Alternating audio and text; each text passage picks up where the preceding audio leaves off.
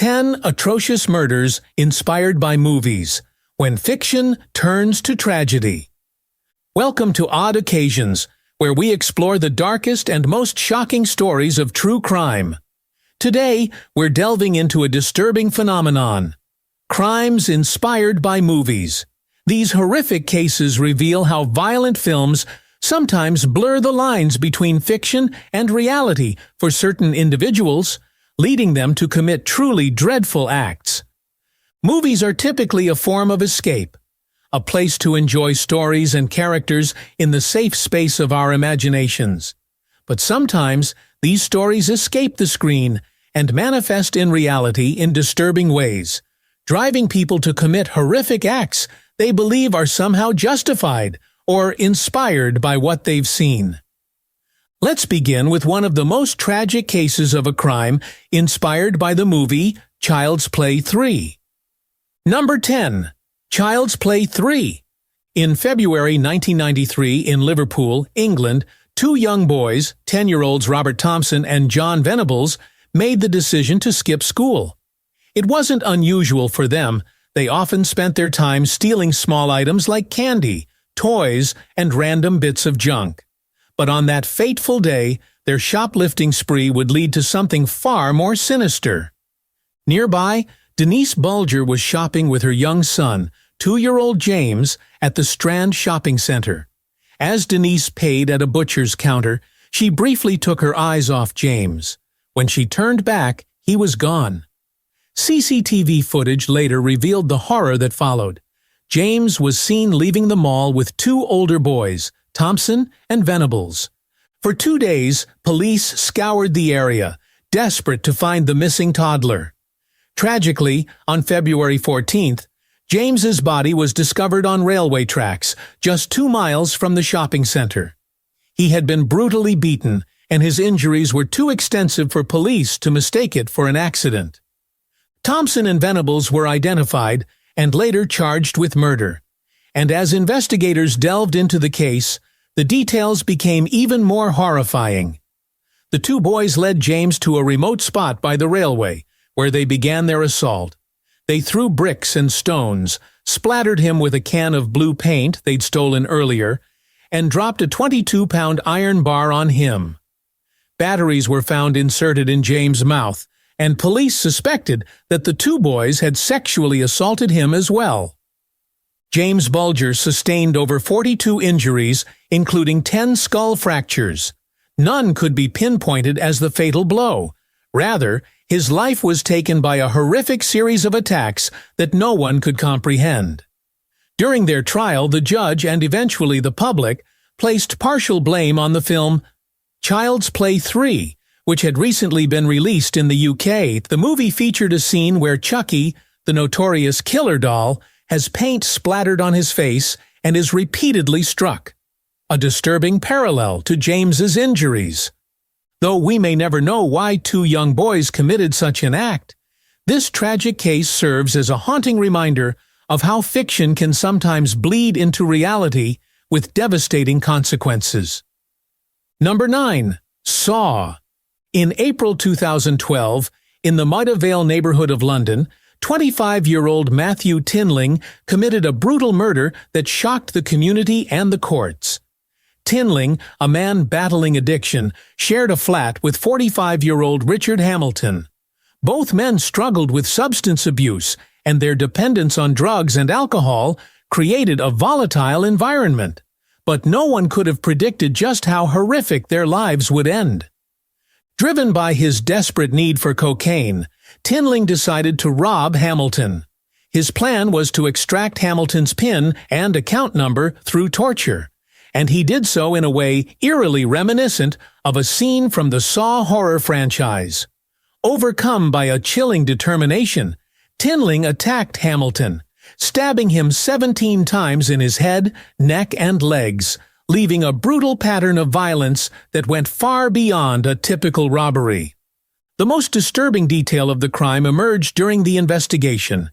Tinling had mimicked a scene from Saw attempting to sever Hamilton's spinal cord.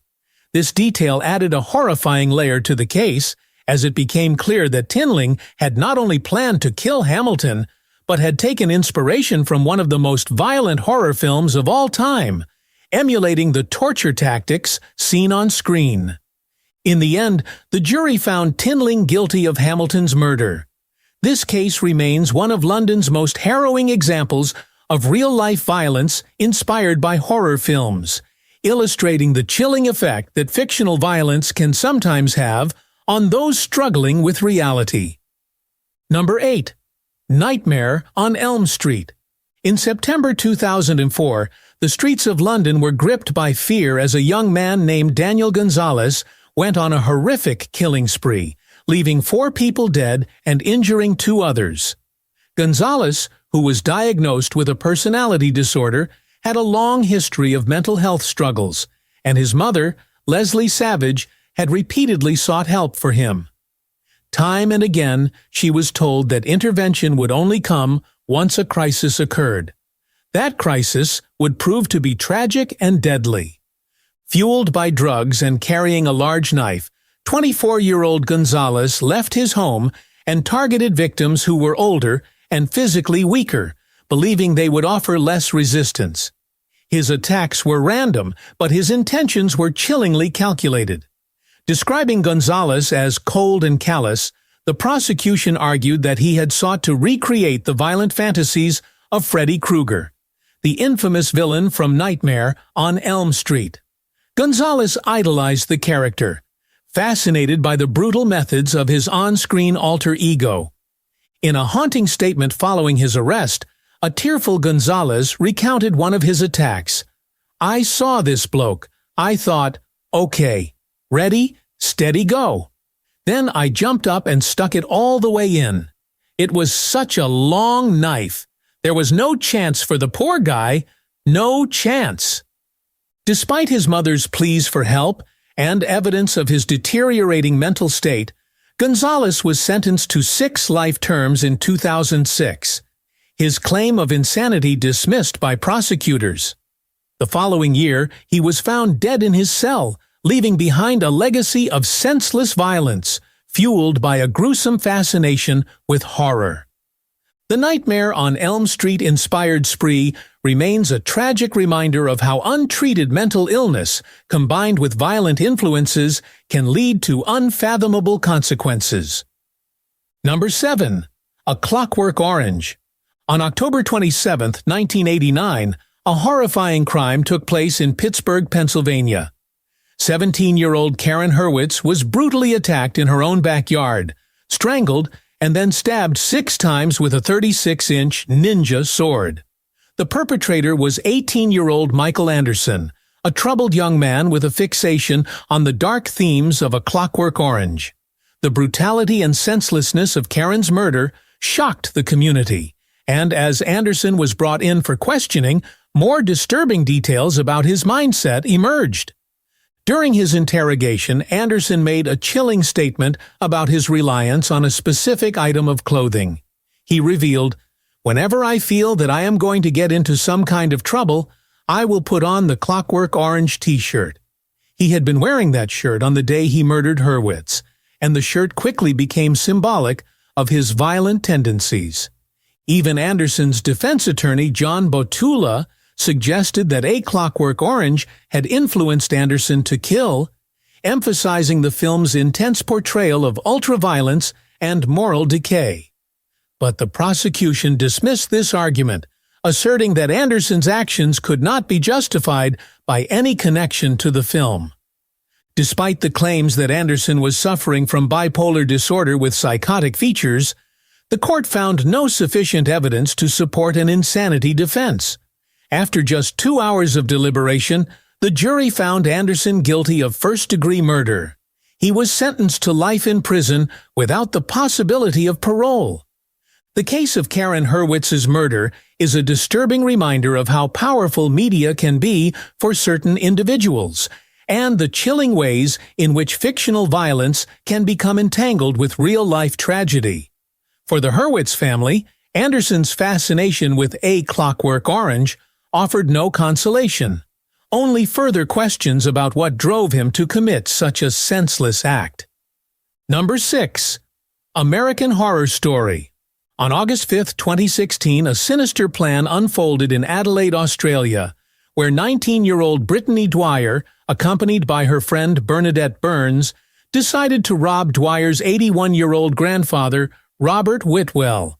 Dwyer's fascination with the dark themes and twisted narratives of American Horror Story seemed to fuel her, distorting her intentions and leading her down a path of horror that would devastate her family. That day, Dwyer and Burns drove to Whitwell's home with the intent to steal his life savings. Upon arrival, Dwyer entered the house alone while Burns waited outside in the car. Inside, Dwyer and her grandfather spent time reminiscing, watching old family videos, and looking through photographs. As she spent time with him, however, Dwyer hesitated, emotionally torn about going through with the plan. In a moment of doubt, she texted Burns, telling her she couldn't go through with it. Burns texted back, urging her to proceed because they had come all this way. Moments later, as her grandfather walked back into the kitchen, Dwyer made her brutal decision. She attacked, stabbing Whitwell in the neck and chest. Shocked and in pain, Whitwell asked his granddaughter, "Why?" Dwyer, showing a shocking lack of empathy, helped him apply a bandage to his wounds, even as he continued to bleed. She then washed the dishes, offering no answer to his question. Meanwhile, he lay there, his life slipping away. After Whitwell passed, Dwyer and Burns searched the house for money, ultimately finding only $1,000. They missed the $110,000 Whitwell had hidden in a shed. A tragic irony given the motive for the crime. 3 days later, Whitwell's body was discovered, and the investigation soon led to his granddaughter and her friend. Both women were charged with murder, and in court, the prosecution revealed Dwyer's disturbing fascination with American Horror Story, suggesting that its influence had further fueled her twisted ambitions. Dwyer ultimately received a 29-year sentence, and Burns was sentenced to 20 years. However, both sentences were later reduced. Dwyer's to 20 years and Burns to 13. This tragic case of betrayal, driven by greed and morbid fascination, left the family in shock and serves as a haunting reminder of how fascination with fictional darkness can lead to real-life horrors. Number 5. American Psycho. 14-year-old Michael Hernandez was a boy consumed by dark fantasies. He kept a journal where he detailed his aspirations, describing the qualities he admired: perfect, dark, psychotic, isolated, smart, sophisticated, exact. Beneath this unsettling description were daily reminders, the kinds of things that might seem ordinary at first glance: work out, read the Bible, worship and pray, learn to draw. But as investigators delved deeper into his journal, they found pages that revealed far darker intentions, with phrases like, "will become a serial killer," "carve cross," "take right eye," "leave note," and "plan a mass kidnapping for New World." Hernandez idolized infamous murderers and seemed to emulate the detached, psychopathic nature of fictional killers like Patrick Bateman from American Psycho and Hannibal Lecter from Silence of the Lambs. He wrote down instructions on creating Molotov cocktails and homemade explosives, immersing himself in a world of violent fantasies that blurred the lines between fiction and reality. On February 3, 2004, these dark thoughts culminated in a horrific act. At Southwood Middle School in Miami, Hernandez lured his classmate and friend, Jaime Goff, into the boys' bathroom. There, he carried out his gruesome plan, viciously stabbing Jaime multiple times in what appeared to be a meticulously planned killing. The school community was left in shock as news of the murder spread and the nature of the crime, committed in a space meant for safety and learning, added to the horror. During the trial, Hernandez's defense team argued for an insanity plea, attempting to demonstrate that he was disconnected from reality, claiming that he believed God agreed with him and supported his actions. "He's a boy whose fantasies blurred with reality," they argued, painting a picture of a young mind trapped between delusion and darkness. However, the jury rejected the insanity defense, finding Hernandez fully responsible for his actions. In the end, Michael Hernandez was sentenced to life in prison without the possibility of parole. His story serves as a chilling example of how violent media, combined with an already troubled mind, can result in real-life horrors. The brutal murder of Jaime Goff stands as a haunting reminder of the dangers when fascination with fictional violence takes a twisted turn into reality. Number 4. Dexter. Elizabeth Thomas was a kind-hearted 17-year-old who saw the best in others. She defended her classmate, 16-year-old Stephen Miles, from bullies, forging a bond that would eventually grow into a romantic relationship. But what Elizabeth didn't know was that her boyfriend had dark intentions. Miles, an intense horror fanatic, had become obsessed with the character Dexter Morgan from the TV show Dexter, a forensic analyst who leads a double life as a vigilante serial killer. By January 2014, the two were dating, and Miles invited Elizabeth to his family home in Oxted, Surrey.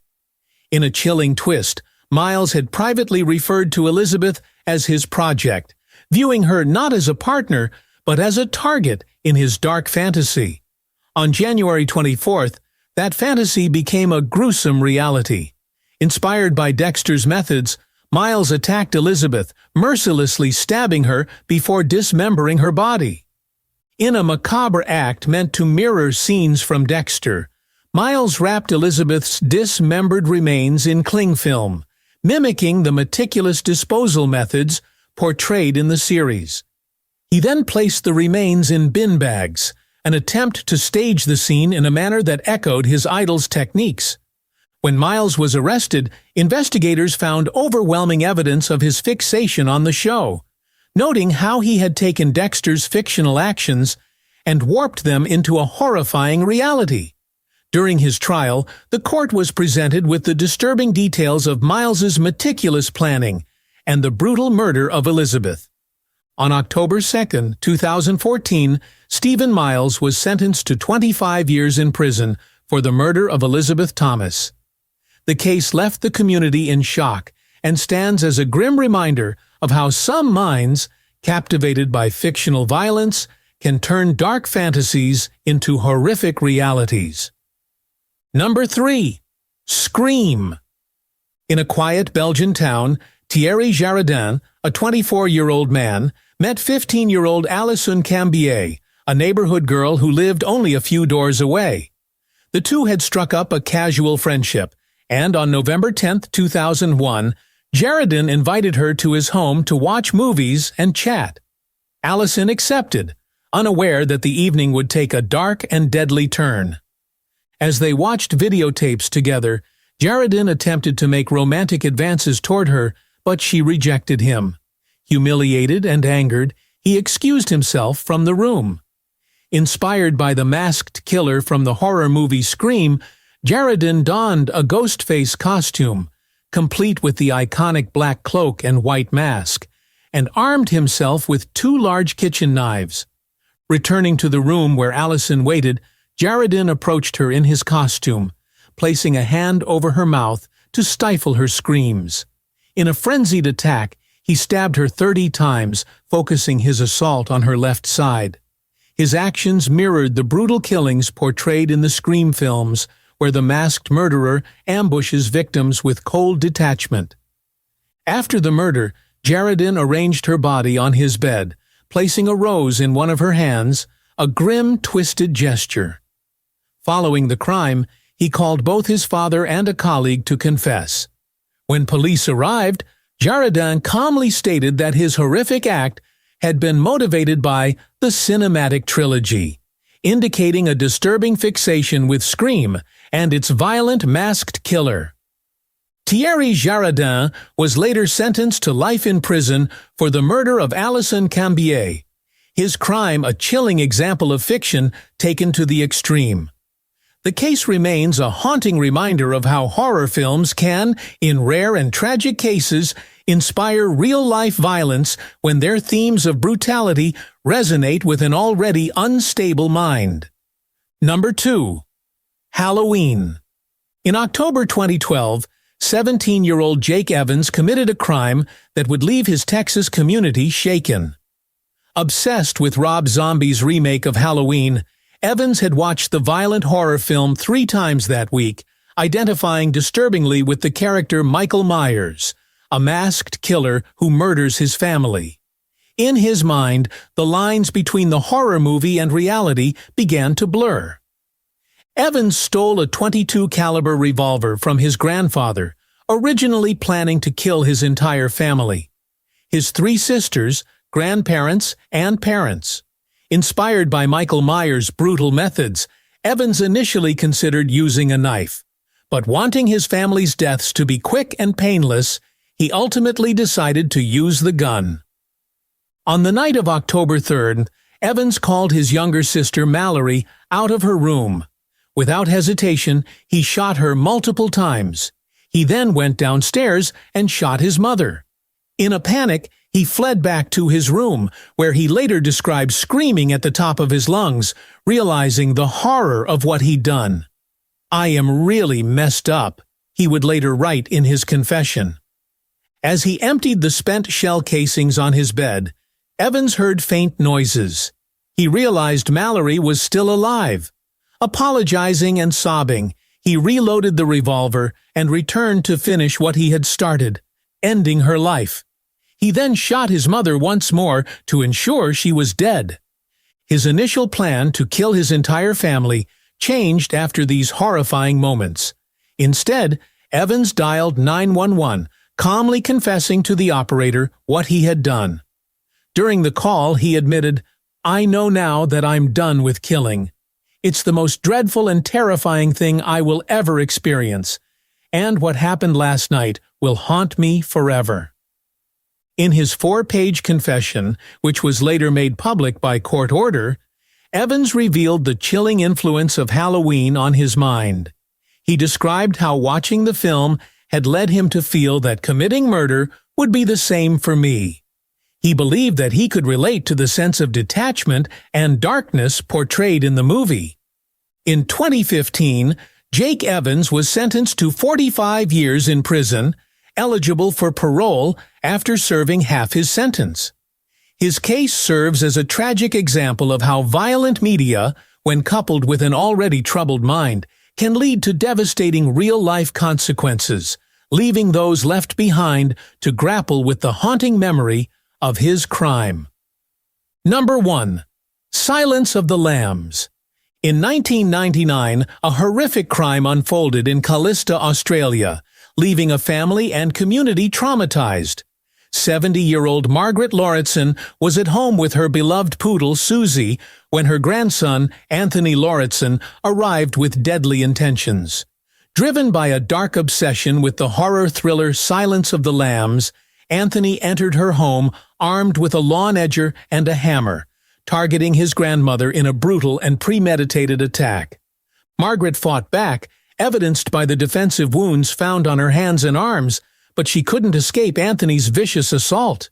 She suffered an unimaginable fate. Her grandson disemboweled her, and her head was nearly severed. Not only did he take his grandmother's life, but he also killed her poodle, Susie, a final act of brutality. Investigators later discovered that Margaret was just the first on Anthony's hit list, a list that included other family members and various acquaintances. In court, it emerged that Anthony Lauritsen had been deeply influenced by Silence of the Lambs, especially one disturbing scene in which Hannibal Lecter disembowels and disfigures a police officer. According to prosecutors, Lauritsen was fixated on this scene, a fixation that drove his twisted ambitions and inspired his heinous acts. Initially sentenced to life in prison, Lauritsen's case resurfaced 20 years later as he became eligible for parole. Despite a life sentence, he was recommended for a re-socialization program, an essential step toward reintegration into society. Attorney General John Quigley, while noting the weight of his decision, acknowledged that the program did not guarantee Lauritson's release. Family members, however, expressed their fear at the possibility, with one relative stating, "We are all still living in fear of his release." Anthony Lauritson's crime stands as a chilling reminder of how fictional violence, when deeply internalized, can manifest in horrifying ways. For his family, his fascination with Hannibal Lecter left scars that no program or sentence can heal, and the fear of his potential release lingers as a constant reminder of the darkness he once brought into their lives. Thank you for joining us on Odd Occasions as we explored these dark and disturbing stories of real-life crimes inspired by fiction. If these stories unsettled you as much as they did us, be sure to like, subscribe, and hit the bell for more true crime and unsettling content. Remember, reality can sometimes be stranger and darker than fiction. Stay curious, stay cautious, and we'll see you next time.